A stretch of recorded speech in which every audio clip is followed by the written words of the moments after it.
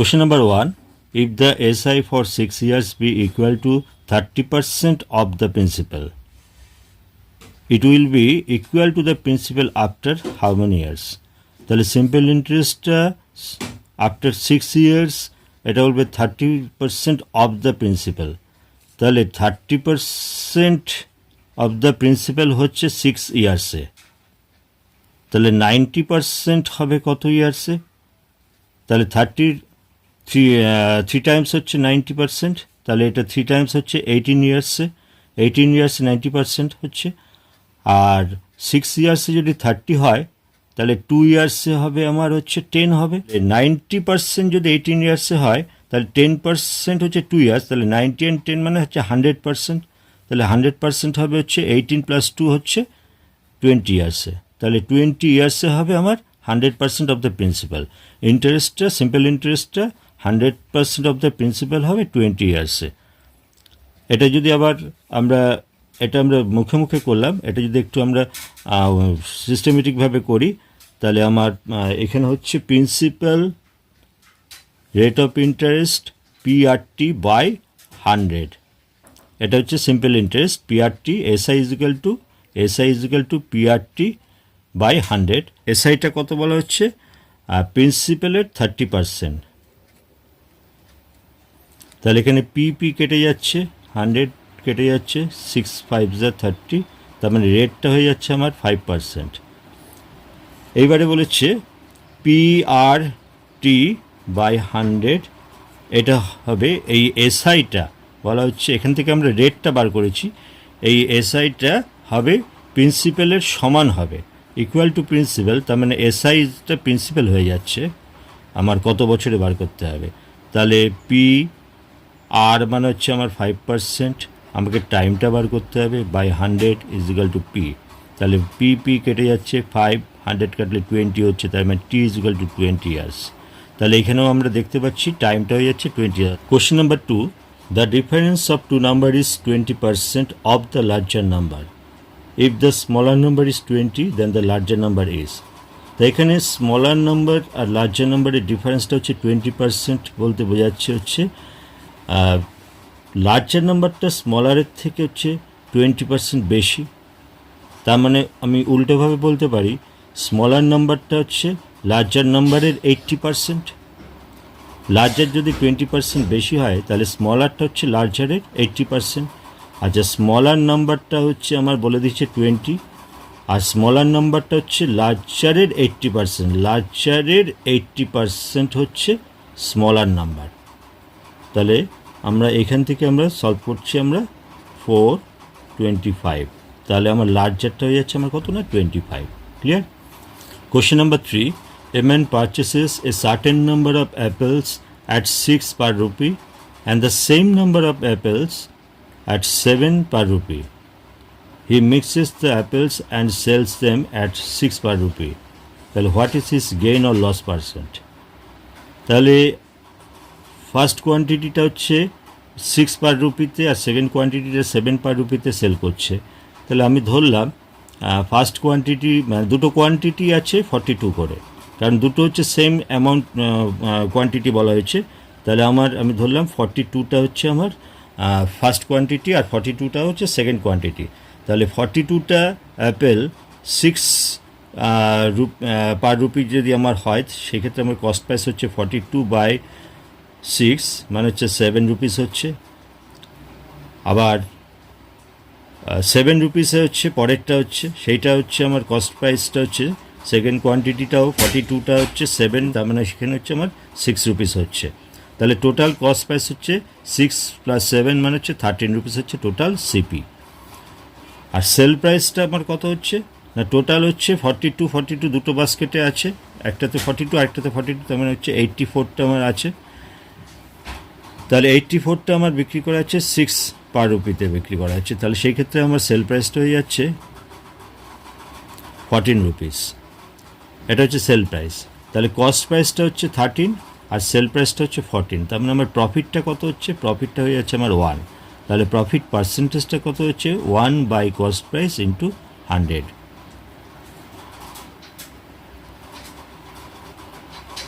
7 and 9/13% হচ্ছে প্রফিট হচ্ছে। Clear? A man walking at a speed of 20 কিমি per hour reaches his office 30 minutes late. Next time he increases his speed by 4 km per hour, but still he late by 10 minutes. Find the distance of the office from his home.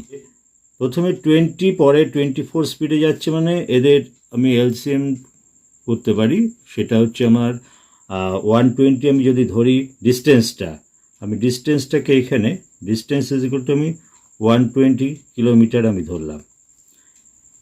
তাহলে এই 120 kilometre ডিস্টেন্সটা যখন সে 20 স্পিডে যাচ্ছে, সেই ক্ষেত্রে আমার টাইমটা হয়ে যাচ্ছে 120/20, তার মানে হচ্ছে 6 আওয়ার্স লাগছে। আবার যখন সে 24 স্পিডে যাচ্ছে, সেই ক্ষেত্রে টাইমটা হচ্ছে ডিস্টেন্স বাই স্পিড 24, তার মানে এটা হয়ে যাচ্ছে 5 আওয়ার্স লাগছে।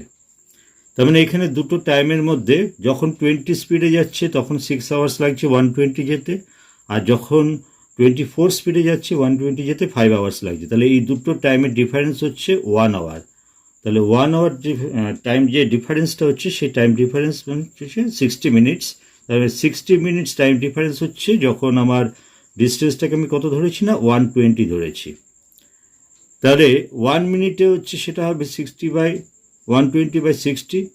আর অ্যাকচুয়াল যে আমার টাইম ডিফারেন্সটা হচ্ছে, এটা হচ্ছে আমার অ্যাবস্ট্রাক্ট ভ্যালু। আমার এই 120টা অ্যাবস্ট্রাক্ট ভ্যালু এবং এই 60টাও অ্যাবস্ট্রাক্ট। তাহলে 60 মিনিটসে যদি 120 হয়, 1 হচ্ছে 120/60। আর 30 থেকে 10 মিনিটস লেটটা কমে এসছে, মানে 20 মিনিটস কমেছে, তার মানে সেই 20 মিনিটস টাইম ডিফারেন্সটা হচ্ছে, এটা হচ্ছে 120/60 ইন্টু 20, তার মানে হচ্ছে 40 হচ্ছে। তাহলে 20 মিনিটস টাইম ডিফারেন্স যখন হচ্ছে, এটা হচ্ছে রিয়েল ভ্যালু, তখন আমার ডিস্টেন্সটা কত হচ্ছে না, 40 kilometres. Okay. Number 5, a man sells rice at 10% profit and uses weight 30% less than the actual measure, his gain percentage. তাহলে এইখানে 10% প্রফিটে সেল করছে, বাট 30% ওয়েট কম দিচ্ছে। তাহলে 100 রুপিসের জিনিসটা আমি ধরলাম, 100 রুপিসের জিনিসটা সে সেল করছে 110-এ, 10% প্রফিটে সেল করছে, মানে হচ্ছে 110-এ সে সেল করছে। কিন্তু সে আবার 30% ওয়েট কম দিচ্ছে, মানে সেই ক্ষেত্রে আমার 100-এর জায়গায় সে দিচ্ছে 70 রুপিসের জিনিসটা সে দিচ্ছে। 30% ওয়েট কম দিচ্ছে, মানে হচ্ছে সে 70 রুপিসের জিনিসটা দিচ্ছে। তাহলে অ্যাকচুয়ালি 100-এর পরিবর্তে সে দিচ্ছে 70 রুপিসের জিনিসটা, আর সেটা দাম নিচ্ছে কত, সে 110 নিচ্ছে। তাহলে 70-র মধ্যে 110 হচ্ছে সে সেল করছে, 70 জিনিসটা 110-এ সেল করছে। তাহলে এই ক্ষেত্রে প্রফিটটা কত হচ্ছে, প্রফিটটা হচ্ছে 40 রুপিস প্রফিট হচ্ছে। তাহলে প্রফিট পার্সেন্টেজটা তাহলে কত হচ্ছে, প্রফিট পার্সেন্টেজটা হচ্ছে 40 হচ্ছে প্রফিট করছে, দিচ্ছে হচ্ছে 70 রুপিসের জিনিসটা ইন্টু 100। তাহলে 400/7, দ্যাট মিনস এটা হয়ে যাচ্ছে 57.17% সে প্রফিট করছে। Clear? Question number 6, a thief is spotted by a policeman from a distance of 200 meters. When the police starts chasing, the thief also starts running. If the speed of the thief be 16 km per hour and that of the policeman be 20 km per hour, how far the thief will be run before he is overtaken? তাহলে এই ক্ষেত্রে যেহেতু থিপ and policeman একই দিকে যাচ্ছে, তাহলে তাদের relative স্পিডটা মাইনাস হবে। এইখানে পুলিশম্যানের স্পিডটা হচ্ছে 20 কিমি পার আওয়ার, আর থিপের স্পিডটা হচ্ছে 16 কিমি পার আওয়ার। তাহলে তাদের রিলেটিভ স্পিডটা হচ্ছে আমার 4 কিমি, দুটো সাবট্রাক্ট হবে, একই দিকে যেহেতু যাচ্ছে, তাহলে 4 কিমি পার আওয়ার, এটা হচ্ছে রিলেটিভ স্পিড। তাহলে এই স্পিডটা দিয়ে এই যে এক্সট্রা যে স্পিডটা পুলিশম্যানের 4 কিমি বেশি যাচ্ছে, সেই এক্সট্রা স্পিডটা দিয়ে সে ওই 200 মিটারটাকে কভার করবে। তাহলে এই ক্ষেত্রে আমার টাইমটা হচ্ছে 200 মিটার কভার করবে এই 4 স্পিডে যাচ্ছে, মানে ডিস্টেন্স বাই স্পিড। এটা কিমি পার আওয়ারে রয়েছে, এটাকে আমরা 18/5 দিয়ে মাল্টিপ্লাই করলে এটা মিটার পার সেকেন্ডে আসছে। তাহলে এটা হচ্ছে 4 5 20, মানে হচ্ছে 10, মানে হচ্ছে 180 সেকেন্ডস। 180 সেকেন্ডস মানে হচ্ছে 3 মিনিটস। তাহলে 3 মিনিটস পর পুলিশম্যান থিপকে ক্যাচ করবে, ঠিক আছে? তাহলে এটা একটা অ্যান্সার হতে পারে, কিন্তু আমাদের কোশ্চেনটা হচ্ছে কতটা ডিস্টেন্স পর গিয়ে পুলিশম্যান থিপকে ধরবে। তাহলে সেই ডিস্টেন্স আমাদের বার করতে হবে। থিপের স্পিডটা হচ্ছে 16 কিমি পার আওয়ার, তার মানে 60 মিনিটসে থিপ 16 মিনিটসে এই থিপ 60 মিনিটসে কভার করছে হচ্ছে 16 কিলোমিটার 60 মিনিটসে। তাহলে 1 মিনিটে কভার করছে 16/60, আর 3 মিনিটসে কভার করছে ইন্টু 3। তাহলে এটা হচ্ছে আমার কিলোমিটারে আছে, এটাকে আমি 1000 দিয়ে মাল্টিপ্লাই করে দিচ্ছি আমি। এই ক্ষেত্রে আমার 5800, তাহলে 800 মিটার হচ্ছে আমার ডিস্টেন্সটা, অর্থাৎ 800 metre. After 800 metre policeman catch the thief, clear? আর কত সময় লাগবে সেটা 800 মিটারটা হচ্ছে 3 minutes. Okay, question number 7, a system has 2 pipes, one can fill it with water in 8 hours and the other can empty it in 5 hours. In how many hours will the cistern be emptied if both the pipes are opened together when 3/4 of the cistern is already full of water? তাহলে 1 part MT হচ্ছে কতক্ষণে সেটা আমাদের দেখতে হবে। তাহলে 8 into, যেহেতু একজন ভর্তি করছে একজন খালি করছে, তাহলে এই দুটো ডেটা আমরা উপরে গুণ হবে আর নিচে সাবট্রাক্ট হবে। তাহলে 8 ইন্টু 5/8 মাইনাস 5, দ্যাট মিনস 3। তার মানে এটা হয়ে যাচ্ছে আমার 40/3। 40/3 আওয়ার্সে এটা কমপ্লিটলি এমটি হবে। তাহলে 1 পার্ট এমটি হচ্ছে 40/3 আওয়ার্সে। তাহলে আমার এখানে 3/4টা আমাকে এমটি করতে পারেন, 3/4 এটা ফিল রয়েছে। তাহলে ওই 3/4টা আমার এমটি হবে কতক্ষণ সেটা আমাদের বার করতে হবে। তাহলে 3/4 পার্ট এমটি হবে 40/3 ইন্টু 3/4, তার মানে হচ্ছে এটা হবে 10 আওয়ার্সে এটা এমটি হবে। 3/4 পার্টটা যেটা ফুল ছিল সেটা হচ্ছে 10 আওয়ার্সে এমটি হবে, clear? Question number 8, in covering a distance of 30 km, Amit takes 2 hours more than Suresh. If Amit double his speeds, then he would take 1 hour less than Suresh. Amit's speed is. তাহলে এখানে অমিতের initial স্পিডটাকে যদি আমি x ধরে নিই আর ডিস্টেন্সটা হচ্ছে 30 kilometre আছে, তাহলে 30 আমার রিকোয়ার্ড টাইমটা হয়ে যাচ্ছে সেই ক্ষেত্রে হচ্ছে কত না, টাইমটা হয়ে যাচ্ছে 30 কিলোমিটারকে যদি আমার এক্স স্পিডে যায় তাহলে আমার টাইমটা হচ্ছে ডিস্টেন্স বাই স্পিড। 30 কিলোমিটারকে এক্স স্পিডে যাচ্ছে, 30/x হচ্ছে এটা রিকোয়ার্ড টাইম, এটা এত আওয়ার্স। আর আমি যদি আবার এই ডিস্টেন্সটাকে ডাবল স্পিডে যায়, অমিত যদি ডাবল স্পিডে যায় অর্থাৎ 2x-এ যায়, সেই ক্ষেত্রে আমার টাইমটা হচ্ছে 30/2x। তাহলে এই দুটো টাইমের ডিফারেন্সটা হচ্ছে আমার বলেছে যখন এক্স স্পিডে যাচ্ছে তখন 2 আওয়ার্স লেট হচ্ছে, আর যখন 2x স্পিডে যাচ্ছিল তখন 1 আওয়ার আর্লিয়ার সে পৌঁছচ্ছে। তার মানে টাইম ডিফারেন্সটা হচ্ছে 3 আওয়ার্স। তাহলে অ্যাকচুয়ালি এই দুটো টাইমের ডিফারেন্স হচ্ছে 3 আওয়ার্স। তাহলে 2x এখানে হয়ে যাচ্ছে 60 মাইনাস 30, তার মানে 30/2x ইজ ইকাল টু 3, এটা হচ্ছে 10, তার মানে x ইজ ইকাল টু হয়ে যাচ্ছে 5।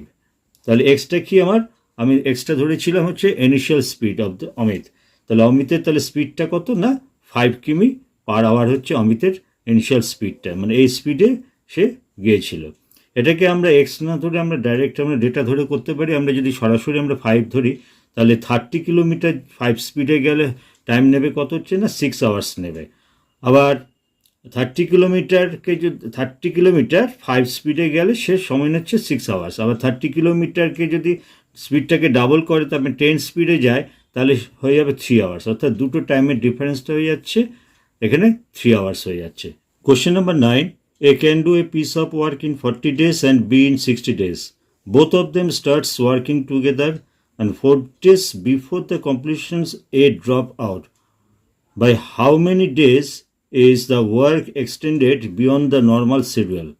অর্থাৎ 4 দিন আগে এ ড্রপ আউট হয়ে গেছে, মানে আমাকে দেখতে হবে আগে এ 40 ডেজে করছে আর বি সেটা করছে হচ্ছে 60 ডেজে করছে। তাহলে এ বি যদি একসঙ্গে কাজটা করতো তাহলে আমাদের কতদিন নিত না 60 ইন্টু 40, মানে টুগেদার এ বি মানে হচ্ছে উপরে দুটো ডেটা মাল্টিপ্লাই হবে আর নিচে অ্যাড হবে, মানে 60 প্লাস 40, তার মানে এটা হয়ে যাচ্ছে আমার 100। তাহলে এটা এ বি টুগেদার হলে 24 ডেজে কাজটা কমপ্লিট করে।